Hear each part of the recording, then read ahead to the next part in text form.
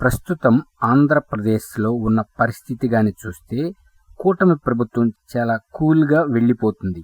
వైసీపీకి ఒక్కపోత స్టార్ట్ చేసింది. గతంలో వైసీపీ వాళ్ళు ఏం చేసేవాళ్ళంటే ఎవరి మీద పడితే వాళ్ళ మీద సాక్ష్యాలు ఆధారాలు లేకుండా కేసులు పెట్టడం, వెంటనే అరెస్టు చేసేయటం, మేము అరెస్టు చేశాము అని చూపించేసేవాళ్ళు. కానీ దానికి డిఫరెంట్గా కూటమి ప్రభుత్వం పక్కా ఆధారాలతో వైసీపీ వాళ్ళ మీద విరుచుకుపడుతుంది అంటానికి ఉదాహరణ ఈరోజు జోగి రమేష్ గారి కుమారుడు అరెస్ట్. అందరికీ తెలిసిందే, అగ్రిగోల్డ్ భూముల వ్యవహారం. కేసు ప్రభుత్వం పెట్టలేదు, అగ్రిగోల్డ్ యాజమాన్యమే పెట్టారుట.